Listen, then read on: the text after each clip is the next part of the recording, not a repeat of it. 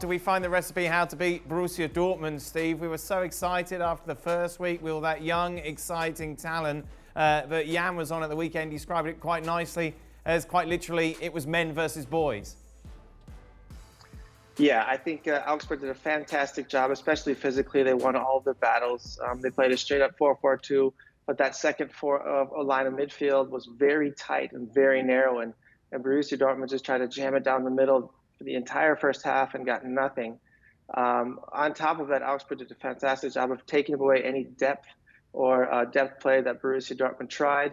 They were deep in their own half, and again, they were strong on the counter. So, one of the things other teams looking on to Dortmund, I find that their flank play has not been good. It was not very effective, and if you push them to the flanks, I think you're going to have good chances to counter against them and to keep a clean sheet. It's complete and utter deja vu, Archie, from what we saw last season. From a coaching perspective, is there's nothing... Could they have done something different within this match? We say deja vu, except in 2020, under Lucien Favre, what we have seen is once they went to a back three at the back end of last year, in November, things did improve for them. And in the calendar year, they started the Bundesliga with 12 out of 14 wins. So they're reverting right back to the first half of last season here, before they had Erling Haaland. And it is deja vu because we've seen this kind of tame performance from Dortmund, but I do think that Augsburg deserve credit for the way that they closed the space. I think against all teams, you need to close that central area the most, but particularly against Lucien Favre, who has certain rules for his players in terms of where they can shoot, you have to crowd that area right in front of goal. And every time that Dortmund got on the ball in that area around the box, there was a forest of white players that they had to find the way through. So I do give credit to Augsburg here. Julian Nagelsmann was saying that we can't always expect that the big side is going to roll over the underdogs. And I think he's got a point here as well, because it says a lot for the way that Augsburg set up that you can be as effective and efficient as they have been with only 20% possession.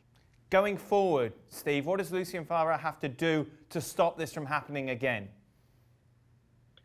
Well, one of the disappointing things about their performance in this game was, to me, that there were no changes at halftime. And I think something that Bayern Munich does extremely well is they find depth in their game. So that one of the number 8s running through, whether it's a Goretzka or it's a Thomas Müller, who's always testing the opponent's back line. And Borussia Dortmund did not do any of that.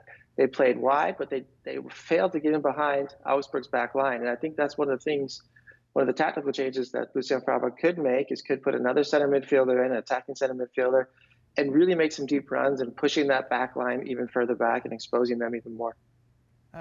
Just going back to what you said before, Archie, why doesn't Lucien Favre like them shooting? Isn't that how you score goals? It's not liking them shooting. It's from specific areas. It's why he's said to be one of these coaches that defies expected goals. I believe that's Craig Burley's favourite mechanism. So you're only allowed to shoot from certain parts of the pitch?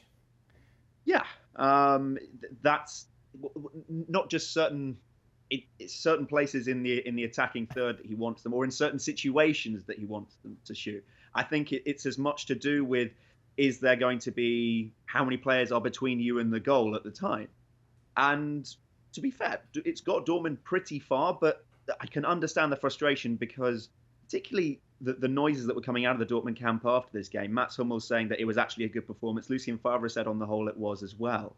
And yet, what does it count for if you're not ultimately winning? It's a bit of a bugbear I have generally with the Bundesliga right now, is that there's not enough shots from distance. Everything is such good or is so full of combination play that sometimes you just want to see someone hit it from 30 yards, because if you're a top team, you've got the quality to do that a lot of the time. You look at Bayern's first goal, or Bayern's only goal against Hoffenheim, for example, it was Joshua Kimmich with a snapshot from distance, and he's good enough to do that. And I think that a little bit more variability from Dortmund outside of the Favre plan would maybe benefit them. Steve, would you really listen, though, to the coach to that extent? If I want to shoot, I'll shoot. I agree. I have made that mistake as well, of shooting when I wasn't supposed to. I got an earful and a half, but no, I agree. I think there are times where you do shoot, and what happens is when you do shoot from distance, the next time you're gonna pull a defender out, and you're gonna open spaces in behind, and maybe some pockets up to play the pass into next time. So it's really keeping yourself variable on the field. You need to shoot from distance to keep the defense honest, but you also need to play balls behind them to keep them honest as well. So it's a bit of both. Thanks so much for watching ESPN on YouTube. And for more sports highlights and analysis, be sure to download the ESPN app. And for premium content and live streaming, subscribe to ESPN Plus.